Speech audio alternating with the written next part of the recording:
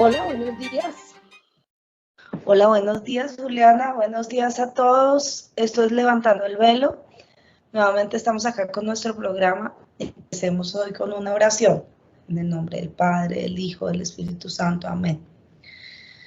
Señor, te pedimos que nos ilumines, que nos permitas llevar tu palabra, que estos momentos que nos das sean valiosos para todas las personas, para nosotros y para cualquier persona que nos escuche, que nos acerque a ti, que nos permita caminar hacia la eternidad. Amén. Amén. Bueno, Juliana, vamos aquí en un recorrido de esta cuaresma, de este año litúrgico, poco a poco, y hemos hecho, la semana pasada hicimos un análisis de las lecturas del domingo y nos quedamos casi cortas porque no nos dio el tiempo. Entonces, a ver si este programa lo organizamos mejor para poder adelantar un poquito y mirar, aprovechar lo que está pasando, qué está pasando en esta cuaresma, en este momento. No sé si nos empiezas a ayudar. Sí, ayer justamente fue un domingo especial. Los que pudimos asistir a misa vimos que el sacerdote estaba vestido de un color diferente, no del morado tradicional de esta época de cuaresma, sino de un rosado, como decía el padre ayer, un morado rebajado, decía. Sí. Como un pequeño descanso en todo, y nos explicaba y pues hemos estado también mirando de qué se trata ese domingo, que recibe un nombre especial, ¿no? Un nombre Sí. que es Laetare. La Entiendo que significa como la esperanza y el gozo en medio de ese camino de cuaresma, de preparación para la Semana Mayor, para lo que va a suceder en la Semana Santa, que va a ser la pasión, muerte y resurrección. Es como el eje central de toda nuestra fe se concentra en esa Semana Mayor y vamos caminando hacia allá, vamos preparándonos para eso. Vamos preparándonos como un poco también como nos tenemos que preparar en la vida, un poco como nos tenemos que preparar, es prepararnos como para la muerte, es prepararnos para ir enfrentando lo que somos, lo que hemos sido, lo que hemos hecho, es ir sacando a la luz todo, irnos alistando para ese encuentro definitivo con el Señor, ese encuentro que es el momento en que tenemos que cruzar de esta cuasi realidad a la realidad eterna, a la presencia de Dios, y ahí tendremos que enfrentar nuestro juicio, tendremos que enfrentar qué hice, cómo lo hice, recibí el perdón de Jesús o no, y me aferro a ese perdón hasta cruzar hasta toda la eternidad, o me atemorizo tanto que huyo y me encierro y me alejo y doy la espalda y rechazo ese perdón. Entonces, este domingo de Rosado es un domingo de esperanza.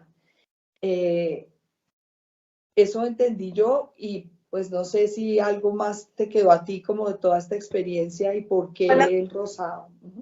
Sí, yo pienso que pues es bonito lo del color, ¿no? Y como lo relacionó el padre en la misa, es sí, como quien aclara un poquito ese morado, como quien le da un poquito de luz ante ese momento que se está viviendo.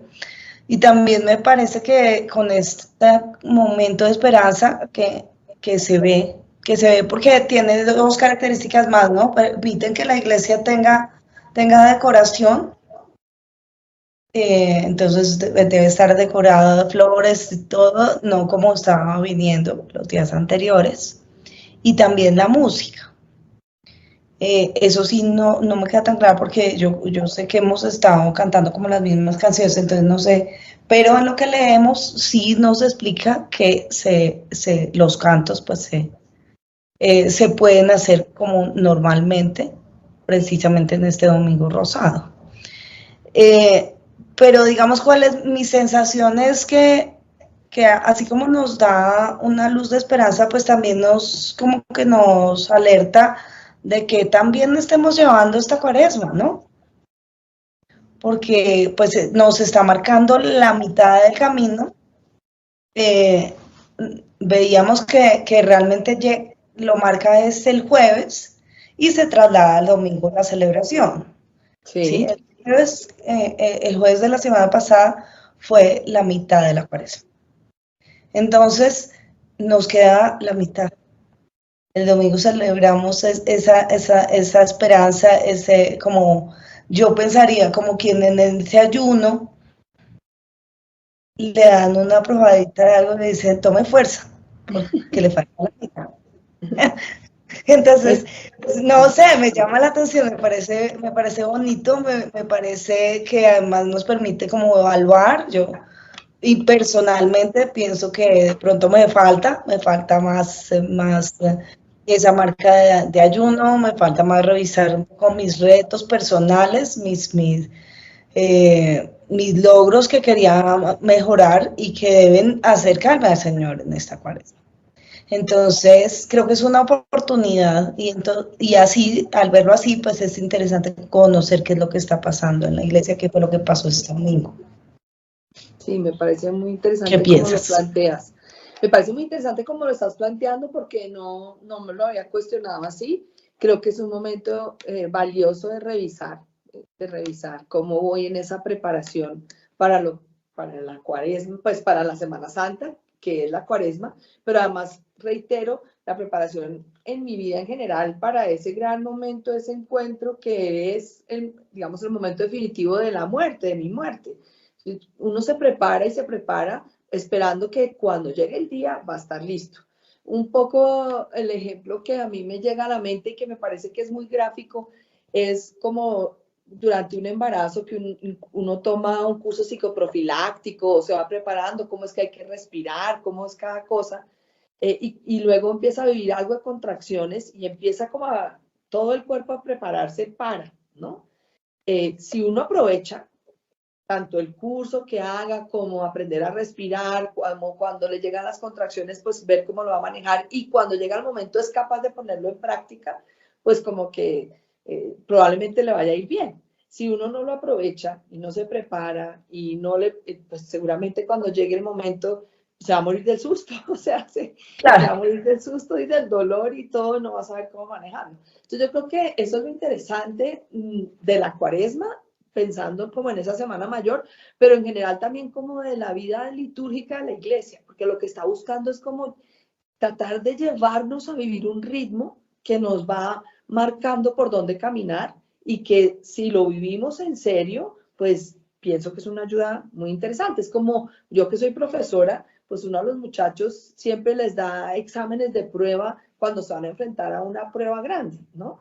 Antes de hacer el ICFES, pues uno les hace simulacros. Antes de hacer el SAT, uno hace simulacros para que cuando llegue el momento, pues estén preparados. Entonces yo creo que esos tiempos litúrgicos son esa oportunidad de prepararse. Me llama la atención lo que tú decías también de la música. Yo creo que de pronto no lo hemos notado mucho. Puede ser descuido nuestro o puede ser también que no ha estado también organizada la música donde asistimos a misa los domingos, porque no se han visto como tan marcada esas como sobriedad que se espera de esta época, ¿no? Lo hablábamos al empezar a hablar sobre la cuaresma, que tú preguntabas, bueno, ¿por cuándo se reza el Gloria y cuándo no se reza el Gloria?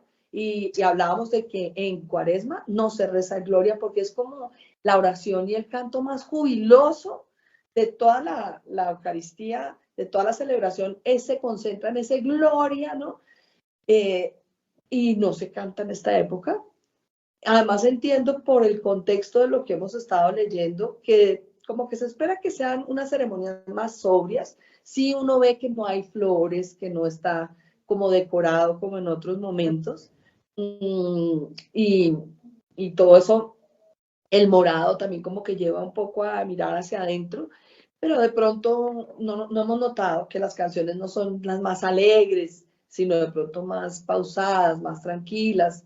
De pronto nosotras no lo habíamos notado o no se han escogido de lo mejor las canciones que para estos días donde hemos estado asistiendo, puede ser, ¿no? Sí, de acuerdo, creo que habría que analizarlo un poquito más y de pronto estar pendientes el próximo domingo qué diferencias notamos a nivel de la música, porque seguramente pues si hay algo, Yo realmente, cuando me dijeron que podían decorar este domingo, fue que me di cuenta que no habían decorado los anteriores, pero Sí, no había caído en cuenta. Pero claro, al tener esas señales donde uno se las muestran al ser reveladas, pues es más fácil como que interiorizar de qué se trata y para qué, ¿sí? sí. Y bueno, y antes, digamos que avancemos más, quería dejarlo dicho porque yo sé que en Adviento, cuando hablamos de la corona, mencionamos de las características de colores de las velas. Entonces, ahorita revisando todo el tema de por qué es este domingo rosado, vemos que en el año solamente hay 2 domingos, ¿sí?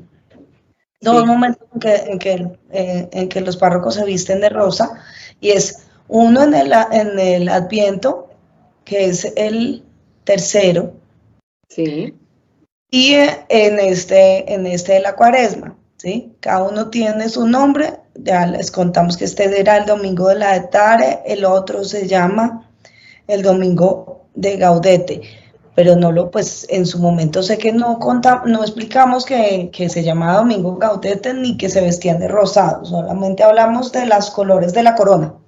ok. Entonces ya para aclarar que son 2 domingos en el año que se visten de rosa los párrocos. Sí, incluso pues no es obligación, pero sí he visto que como que lo hacen también con esa misma intención de marcar aquí algo está pasando, algo está diferente. Y eso es también tan interesante de toda la liturgia, porque todo tiene una razón de ser. Es como la palabra de Dios también.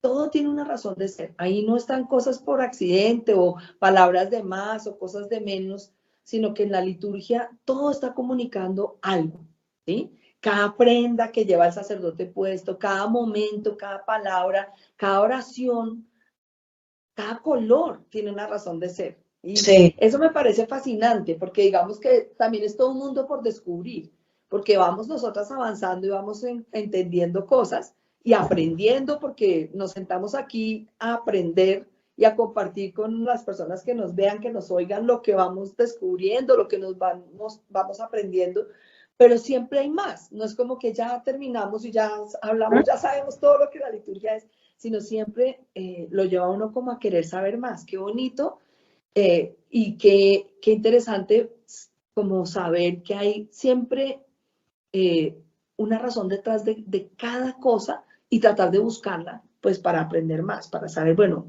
¿por qué no coman entero? Que es como la que siempre uno le trata de enseñar a sus hijos y todo, no comas entero, o sea, pregúntate por qué, para qué, por qué está pasando esto, ¿no? Y uno muchas veces se acomoda, las personas tendemos a acomodarnos y paramos de preguntar, ¿por qué? ¿Por qué hoy el sacerdote está vestido rosado? ¿Y qué significa eso? ¿No? Creo que vivir en ese estado de por qué es valioso no solamente cuando uno está educando a gente, sino para la vida misma, para encontrar qué paso tengo que dar ahora en mi vida para llegar a esa meta definitiva que en mi caso y creo que en el tuyo, por supuesto que también es, pues queremos llegar al cielo, ¿no? Entonces, esto que estoy viendo, esto que estoy viviendo, ¿cómo me aporta o de qué me sirve para dar el paso que siga? Y creo que en eso también tú lo puntualizabas muy bien ahorita. Bueno, es una época de revisión, llegué a la mitad, entonces ¿en qué voy? Qué valioso poder tener esa pausa y decir, bueno, creo que esto me ha servido, creo que esto me ha costado, creo que todavía puedo mejorar en esto otro, creo que, bueno, como hacer esa revisión que me parece que marca una diferencia total, porque lo he vivido en carne propia, cuando uno vive la fe, creyendo, queriendo conocer más todo, revisando la propia vida, que cuando uno la vive sin revisar, porque he vivido las dos cosas, ¿no? Cuando uno sí. no revisa, No, pero patina. además, y además que con lo que dices hay un elemento muy interesante, es uno, resaltar que todo lo que la iglesia no pone cosas al azar, ¿sí? Y ese estar en esa revisión de por qué está pasando cada cosa, a veces nos vamos a dar cuenta que pues, los párrocos no son infalibles. Hay algunos que uno nota en las misas que cambian una oración o que adicionan una, ¿sí? Hay que mirar si eso es parte de la iglesia o si de pronto fue como que le pareció más bonito. ¿Sí? Porque lo que sí vemos claro aquí, con lo que hemos ido revisando paso a paso, es que cuando es de parte de la iglesia no es al azar, no es de bonito, no es de, ay, tan bonito el padre hoy de rosa, ¿sí? Hoy decoremos la iglesia porque hoy no se puso rosado. No, tiene una razón clara y como específica, darle un poquito de luz a ese. Yo, pues, por eso digo, en mi revisión personal creo que me falta. Si yo llevo esta mitad de cuaresma luchando, digo, bueno, claro, esto es una gotica de esperanza, llegué a la mitad, logré llegar a la mitad, o sea, lo voy a lograr a la final. Como no siento eso, digo, me falta un poquito de sacrificio, de apretarme más, porque si llegué fácil aquí, de pronto no me puse los retos suficientes para estos momentos, para estos momentos de sacrificio a nivel de ayuno, de ayuno y de revisión, de una revisión personal, ¿no? Sí, pues sí, estoy de acuerdo contigo, me parece que es bien diferente vivir, no sé, la fe, como haciendo estas pausas y revisando qué está pasando, para dónde vamos, qué nos quiere enseñar la iglesia en este momento y buscar que todo esto alimente y, digamos, aclare nuestra relación con el Señor, tanto personal como comunitaria. Y bueno, yo pensaría, no sé si tu idea es que tomemos el Evangelio de ayer y lo miremos y luego Sí. vemos si alcanzamos a ver algo más o no, porque la semana pasada, como dijiste, pues nos quedamos cortos de tiempo.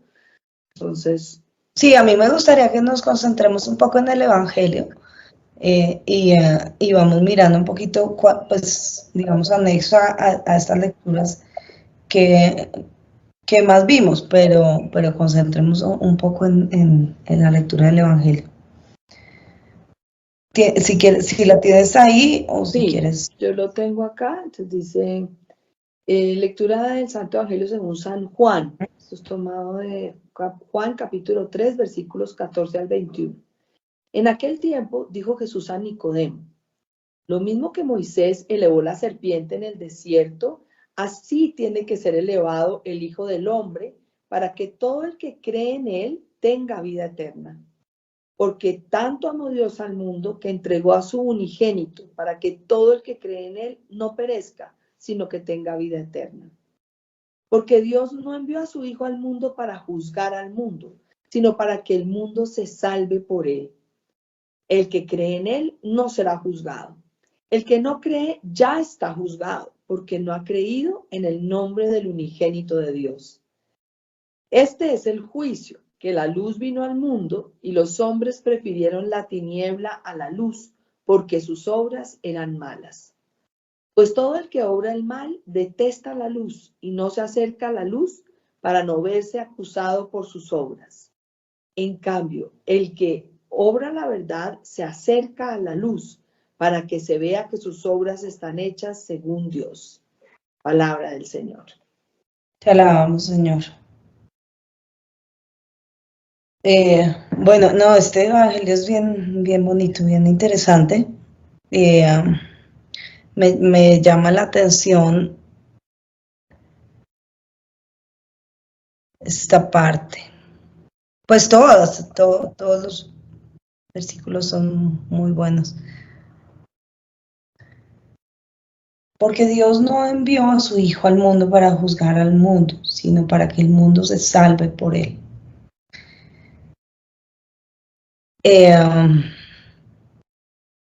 Yo pienso que ese marca un poquito como ese sentimiento que las personas quieren tener, quieren como bendecir lo que ya decidieron ser, lo que ya decidieron hacer, ¿sí? Y para mí es en esta parte muestra que no es así. No se trata de eso. Se trata como que se trata de que tengo que dar gratitud porque él me reconoció como soy y me da esa salvación, ¿sí? Pero yo no puedo pedir que el Señor como que eh,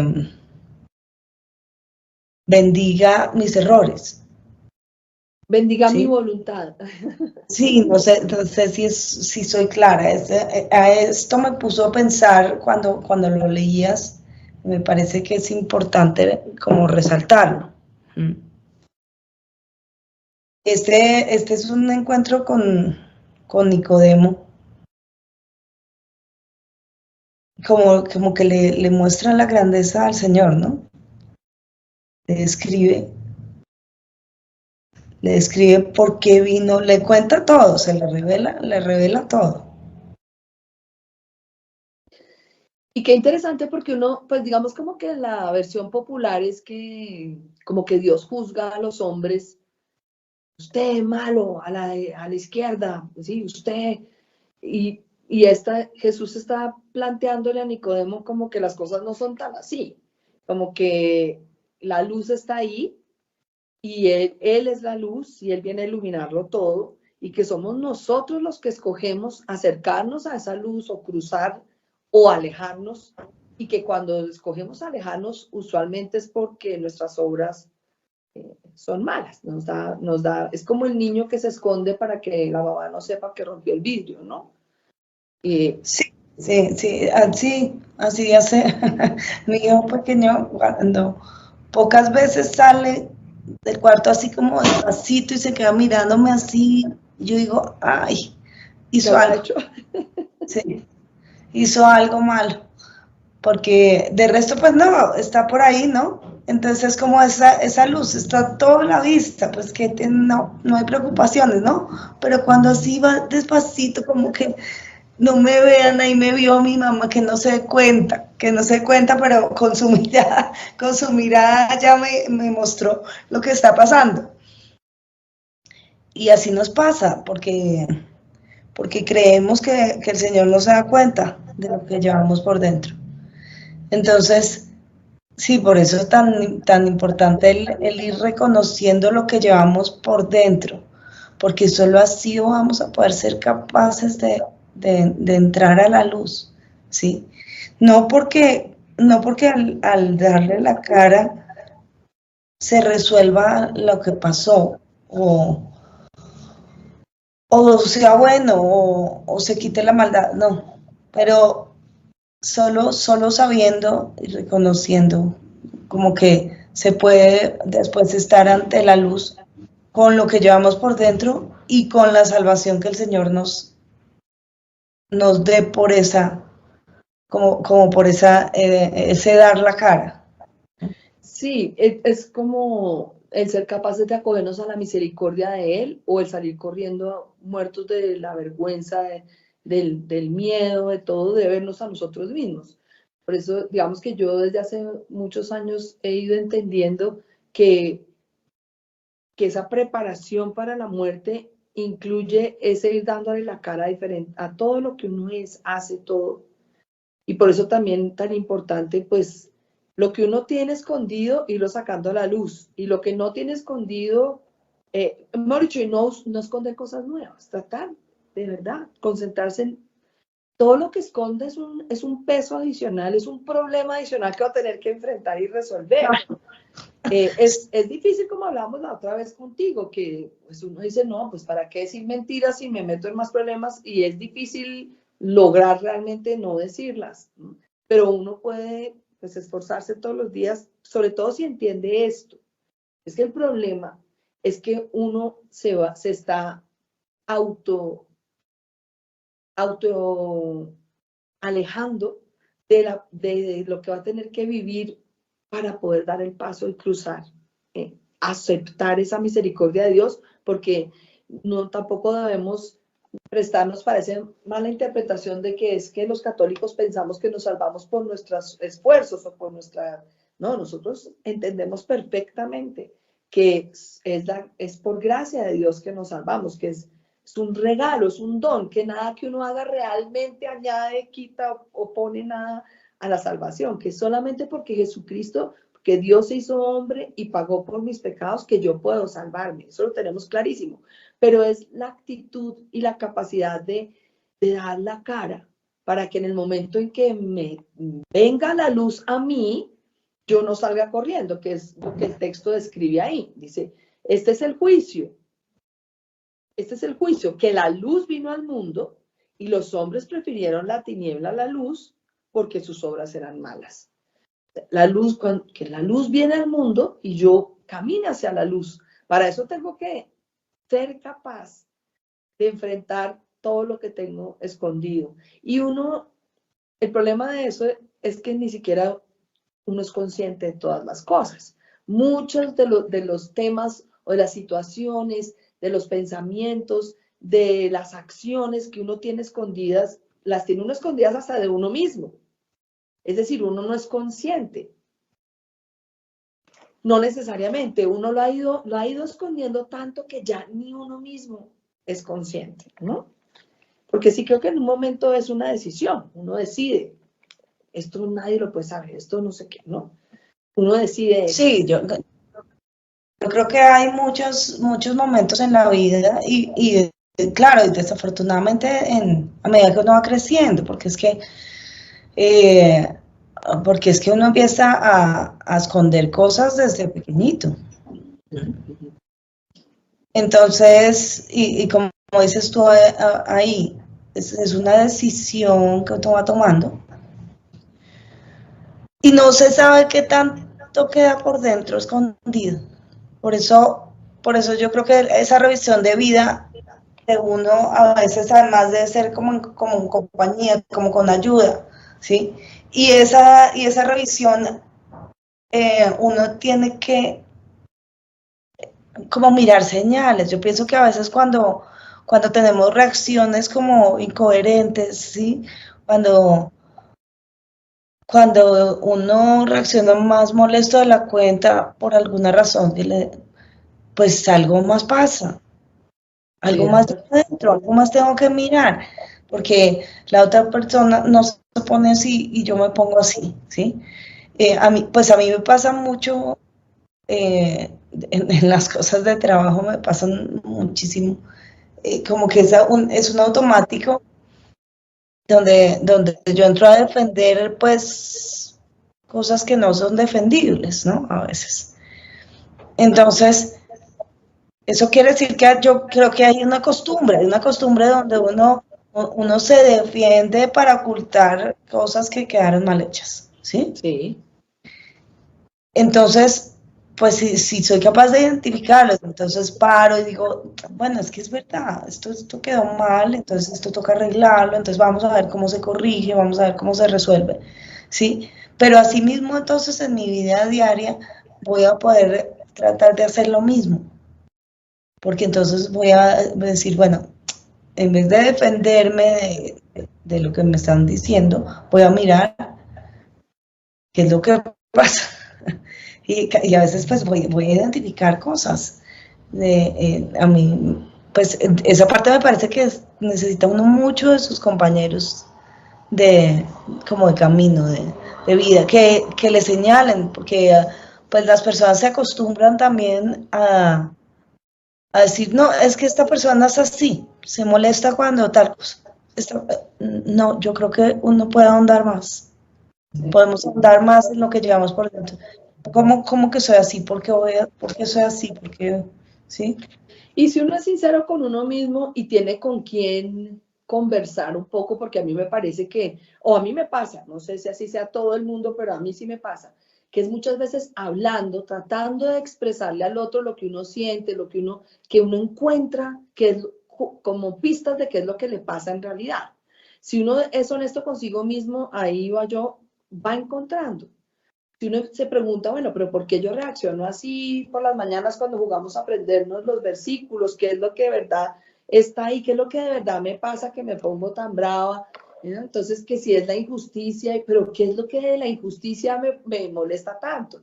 No, probablemente lo que tú dices, uno empieza a mirar y dice, es que no es, puede que no sea, puede que uno tenga un problema ahí puntual, puede ser, pero muchas veces, y yo creo que más veces que no, es que hay unas raíces que esa situación lo está llevando, le jala a uno como otros temas más hondos y que uno no ha querido o no ha revisado y por eso como que la explosión se sale como de lo normal, algo así, como que uno Sí. dice, no, que esto ya se sale como de lo normal.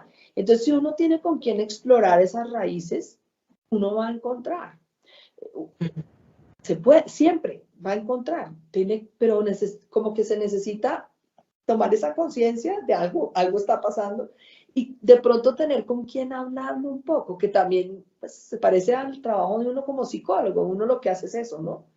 Como bueno, jalar un poquito la pita para que la persona vaya encontrando qué lo mueve de verdad y dónde están las raíces de las situaciones que está viviendo. Porque finalmente todo eso nos va a llevar a encontrar nuestra, digamos, la verdad de lo que yo soy, de lo que he vivido, y en todo donde esté la verdad está Jesucristo, porque Él es la verdad, ¿sí?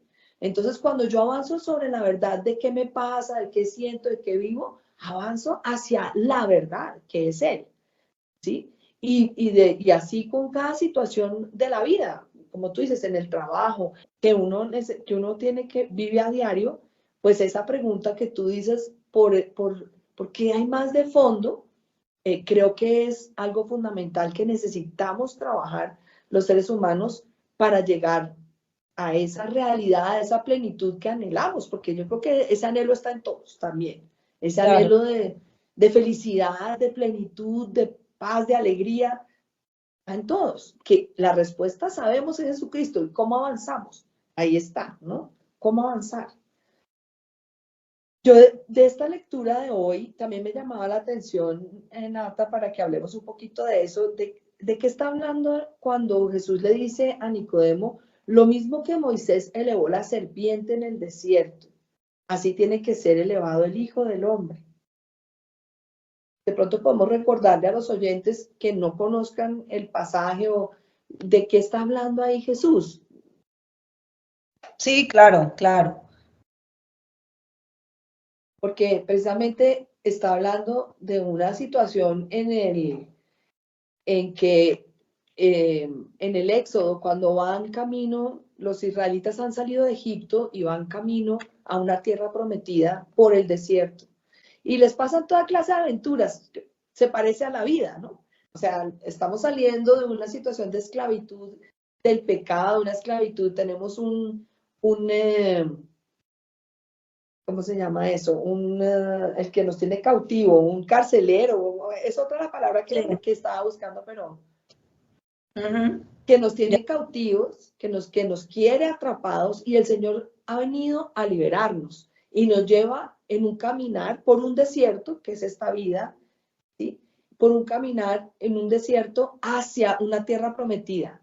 Y resulta que nos enfrentamos a diferentes situaciones, como le pasó al pueblo de Israel. Una de esas fue que empezó una plaga de culebras y empezaron a picar a la gente, a morderla y a morirse la gente. Entonces, pues acuden al Señor, ¿qué hacemos? ¿Qué hacemos? Y le dan las instrucciones a Moisés. Sí, Pero yo creo que hace falta resaltar que va un poco de ese sentimiento que se ve tan claro en los israelitas que dicen, confío en todo por ti, Señor, y de repente dicen, ay no, esto que nos pusiste está muy difícil, pero ¿qué hacemos aquí? No. Entonces son rebeldías y rebeldías y rebeldías por todo ese camino del desierto. Y ahí es donde les pasan más cosas, porque además de, sí. no es porque además hayan sido fieles totalmente al Señor, inmediatamente logró sacarlos, sino Sí, que... Pero además yo creo que por eso el Señor se los lleva por el desierto y les pone a dar toda esa vuelta, porque Él sabe que necesitan ser purificados, Él sabe que no están listos para cruzar de una y pues en 2 semanas llegar a la tierra prometida. Él sabe que no están listos, entonces Él pues los va guiando a que vivan una serie de experiencias y todo y a purificarlos, porque Él pues, los conoce, Él conoce el corazón del hombre antes de que el hombre ni siquiera se empiece a dar cuenta de lo que... Entonces, empiezan a ser picados por las culebras y la solución, Dios le dice a Moisés, mira, coge una culebra, haz una culebra en bronce, ¿sí? Ponlo en un estandarte, ponla en un lugar alto y todo el que mire a ese estandarte no va a morir de la picadura de las culebras. Y aquí Jesús está retomando esa imagen y le está explicando a Nicodemo lo que va a pasar con él. Dice, o sea, así como la serpiente tuvo que ser levantada, el Hijo del Hombre va a tener que ser levantado en una cruz y pues no le está diciendo completo, pero Nicodemo era un estudioso de la ley y de los profetas, y Nicodemo posiblemente con esto que él le está diciendo entiende esto que ahora nosotros vamos entendiendo, y que así, de la misma manera que el que miraba el estandarte de la serpiente, la mordedura de serpiente no lo mataba, de la misma manera el que ponga su mirada en la cruz y en el perdón y en la redención que la cruz le da, la muerte no va a tener poder sobre él ya más. Jesús le está explicando a Nicodemo por qué él va a ser levantado en esa cruz y que va a pasar igual. O sea, que eso que vivían en el desierto los israelitas era un anuncio para que ahora que venga la crucifixión, el pueblo entienda, como cuando la serpiente, quien miraba el estandarte no moría, quien ponga su mirada en la cruz, aunque muera, vivirá, ¿no?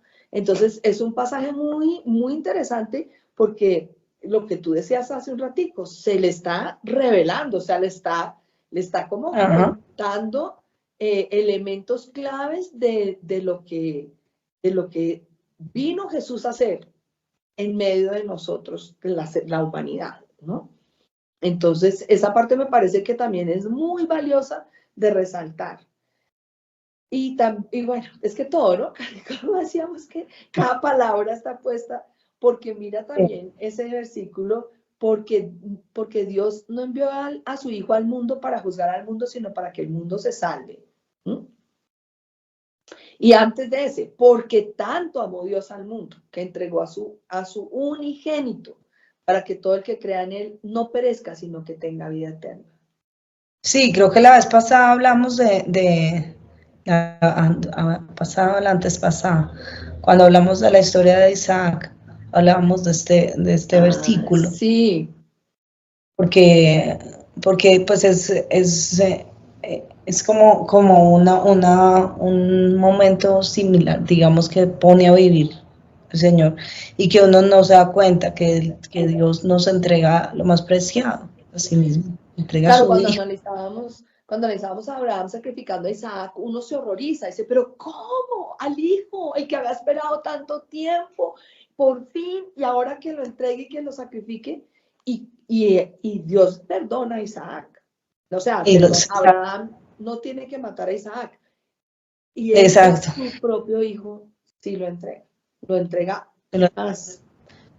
Lo entrega y sabe lo que es el sufrimiento que le hace este mundo al Señor, al no reconocerlo, ¿sí? Le hace lo peor que le puede pasar a una persona. Y tal vez por eso es que Jesucristo es tan como que logra ser cercano a uno, como que es ese paso para uno poder entender esa grandeza del Señor. Porque cualquier sufrimiento que uno lleve en su interior, o sea, no es comparable con lo que le tocó sufrir, con lo que le hicieron sufrir, con esa humillación, con pues con esa flagelación, con ese sufrimiento y lo que por nada, una persona totalmente inocente. Sí. Y nosotros que llevamos por dentro tantas cosas, el Señor nos da la salida, nos da la posibilidad de que Él lleva nuestros pecados ahí, los puso ahí cuando lo pusieron en esa cruz, los cargó Él para que nosotros podamos pasar sin tener que sufrir todo lo que Él sufrió. Eso es muy interesante. Claro, eso que tú dices ahorita también me pone a pensar que parte de la razón, digamos, por la cual Él se somete a todo ese sufrimiento es precisamente llegar a la cercanía con nosotros al punto de conocer de primera mano cualquier y todo sufrimiento que nosotros vivimos y hemos vivido, porque uno de los sentimientos más complejos para el ser humano es este sufrimiento mío, no lo puede conocer el otro. Hay sufrimientos de sufrimientos, ¿no? Este sufrimiento mío no puede ensayar la otra persona, ponerse en los zapatos de uno, pero hay como cosas que uno dice, esto realmente no. Pero el Señor, con todo lo que Él vivió, en cierta manera o en gran manera, es como Él logra acercársenos allá, a donde nadie más puede llegar. ¿Sí? Eso me hacías pensar mientras te escuchaba que... Claro, y tan importante ese punto de que además con la total inocencia, totalmente sin pecado, porque yo no sé si ese es nuestro interior, pero uno dice, bueno, es que este señor mató a 5 mujeres, maltratado a los hijos, bueno, sin entrar en todas las otras barbaridades que pueden hacer y hacen. No, pues que allá lo maltrataron, le pegaron, le hicieron, no, pues que como que se lo merecía. Algo desde el interior de uno dice, sí. y pues un poco cruel, ¿no? Y creo que en parte eso es algo que toca tratar de ir cambiando como en el interior de uno, porque el Señor nos enseña que todos tienen perdón, todos tienen perdón, todos pueden encontrar perdón. El peor de los peores, el que haya hecho, pero todo. Entonces, y eso es tan increíble, tan increíble. O sea, a veces yo creo que muchas personas de verdad no son capaces de dar la cara porque sienten que no hay manera de recibir ese perdón. Sí. Y sí hay manera. El Señor perdona todo, todo. Él es el único que puede perdonar y el único que puede liberar. Y casi que la única condición para que el Señor le perdone todo lo que sea es que uno se lo presente, que uno le diga, Señor, hice esto. Claro. O sea, casi que solo con eso, casi que no necesita decir nada más porque ya Él va a saber que uno está arrepentido, que se siente mal, que no lo quisiera volver a, que quisiera que no hubiese pasado, que no lo vuelve a hacer, que no, pero solamente con ir a presentárselo, Señor, es que hice esto. Y yo estoy de acuerdo contigo y lo he pensado por personas cercanas también a mí y tal vez porque yo también he sentido eso en ocasiones, que uno dice, pero es que esto no me lo puede perdonar nadie, o sea, esto no, pero por personas cercanas a mí que uno dice, esta persona dice, no quiero nada con Dios, nada de religión, nada, y uno dice, así de mal se siente la persona, se siente que ha hecho tan mal que no tiene perdón. Y creo que la clave, por ejemplo, yo trataba de comunicarle eso a mi mamá, aunque mi mamá ya tenía un Alzheimer avanzado y de alguna manera mi papá también, de muchas maneras intentaba como decirle, yo creo que lo que uno necesita es aferrarse a ese saber que Dios me perdona y acogerse a ese perdón, no soltar eso, o sea, como que sí, no soltar esa esperanza, yo creo que esa es la fe que salva, no soltar esa esperanza que el Señor sí me puede perdonar, que el Señor sí me perdona, ¿sí? Obviamente que nosotros podemos materializar esa confianza en ir a la confesión, pues Claro. voy adelantando, o sea, lo mismo. Si me voy a esperar a cuando esté allá cruzando y Señor, ¿por qué no voy ya ante un sacerdote, recibo la absolución y vuelvo mañana o pasado, entre una semana, cuando necesite otra vez? y vuelvo y recibo como la certeza, estás perdonado, ¿sí? Pero las personas le tienen mucho miedo a la confesión y yo creo que es por esto mismo que dice el texto. Se sienten mal, sienten que sus obras son malas, entonces ¿qué van a ir a ponerse allá, a exponerse allá? Además porque piensan, lo que también como el texto dice, que Dios y sus enviados vienen a juzgar y no tanto que el juicio está dado y que depende de mí es confiar, pedir el perdón y recibirlo. Sí, es que es tan bonita esa parte que dice después y es lo que tú has dicho, mencionado hoy 2 veces. El que cree en él no será juzgado. El que no cree ya está juzgado, porque no ha creído en el nombre del unigénito de Dios. El que cree en él no será juzgado porque el Señor nos salvó de nos salva de nuestros pecados en el momento en que yo creo y doy la cara a lo que soy para poderlo seguir a él, ¿sí? Entonces, en realidad quedo inmediatamente como libre como ese señalamiento que siento uno por dentro. Pero claro, tengo que ser un poquito valiente y darle el paso a creer en él, a seguirlo a él. Claro. Y sí, a confiar, a entregarle y confiar que él me puede perdonar. Ahora, tal vez, dale.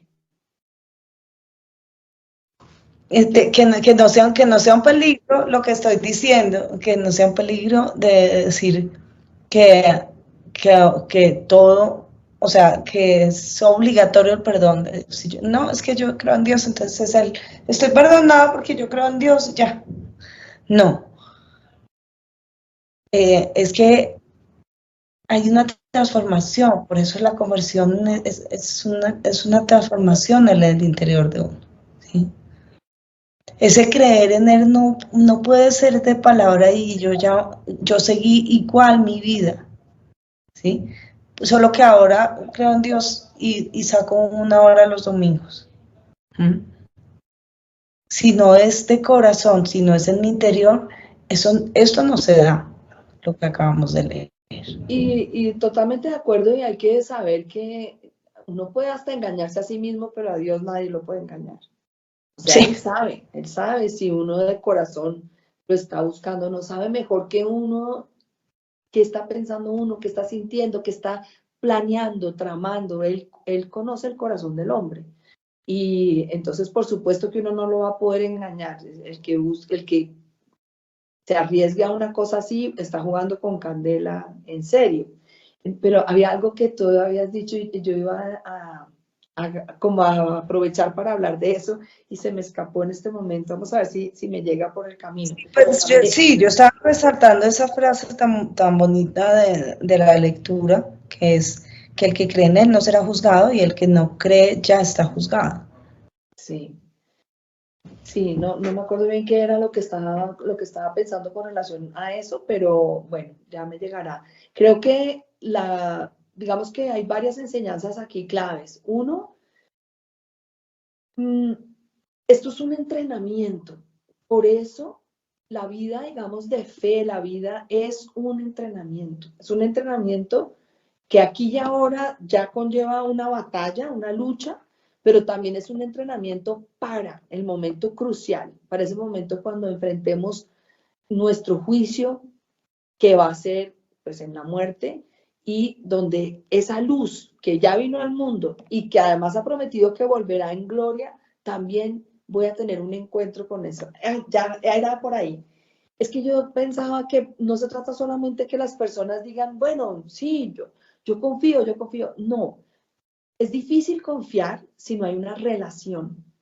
Y la relación de confianza en esa misericordia de Dios, la relación de confianza en la fe se construye. ¿Se construye cómo? Pues con actos de amor y de confianza.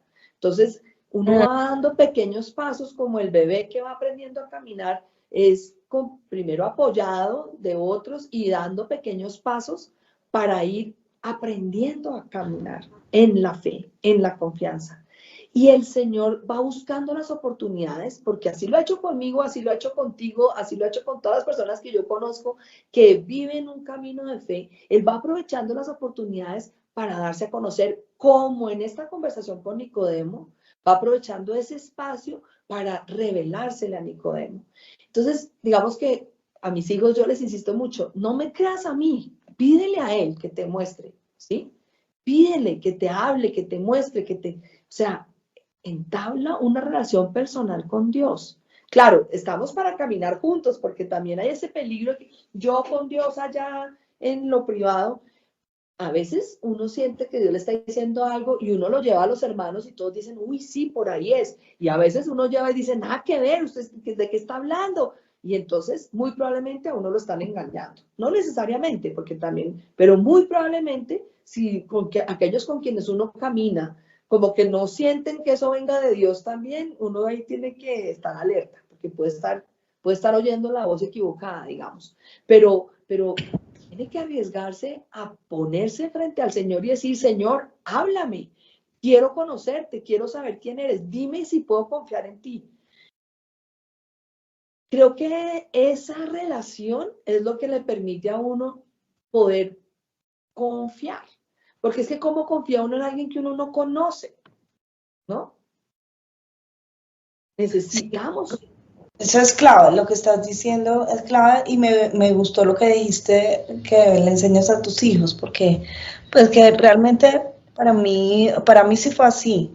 O sea, digamos que un poco como me abrieron los ojos ustedes como familia de quién era Dios y, y como que siempre hay una curiosidad, como un llamado, como algo en el interior de uno. Yo pienso que las personas que dicen que no creen, pues tratan de ignorar. Pero siempre están ahí las preguntas, ¿esto qué es en este mundo? ¿Qué es? ¿Cuál es el sentido de esta vida? ¿Para dónde? Sí, la única respuesta siempre es Jesucristo. ¿Mm? Pero cuando yo en mi interior empiezo a preguntar y pedir, Señor, tú muéstrame si esto es verdad, si esto es verdad, si el creer en ti es lo único importante, ¿sí? Y uno obtiene las respuestas, eso sí es clarísimo.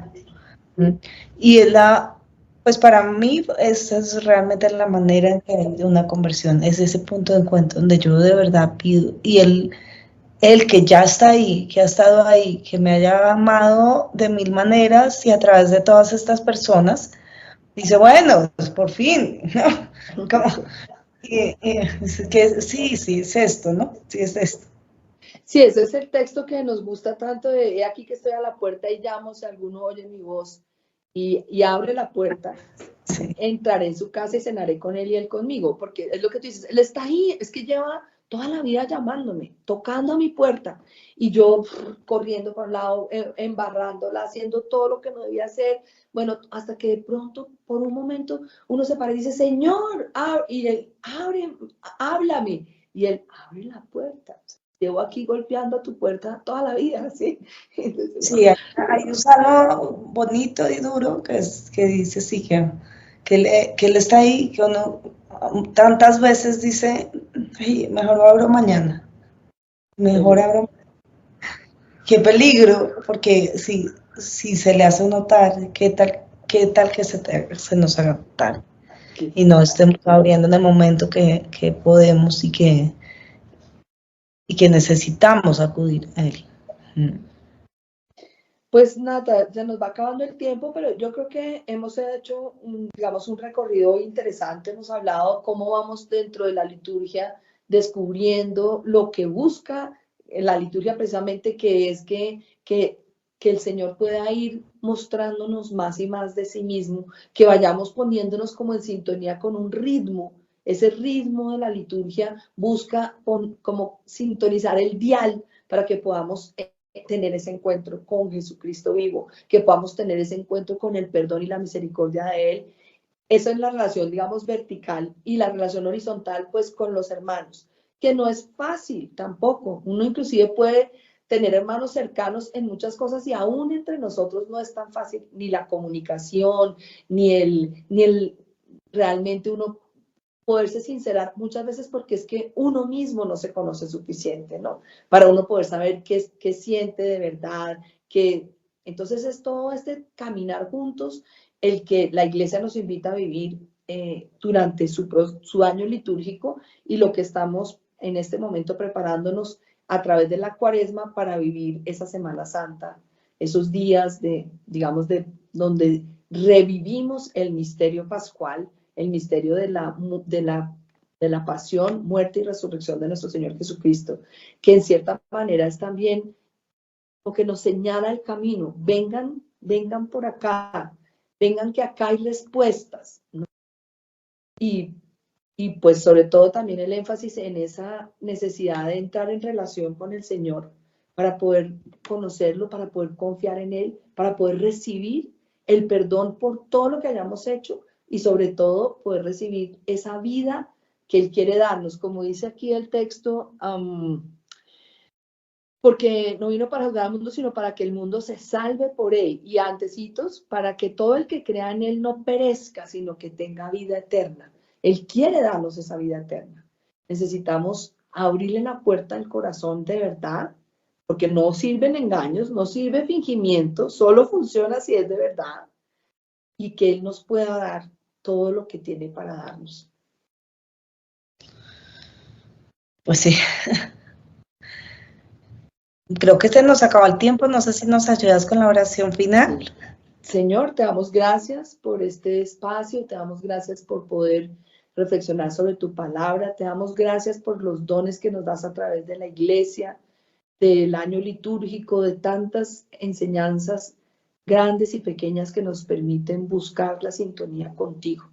Te pedimos por todas las personas que vean este programa hoy o en el futuro, que las bendigas, que toques sus corazones como estás tocando los nuestros. Amén. Amén. En el nombre del Padre, del Hijo y del Espíritu Santo. Amén.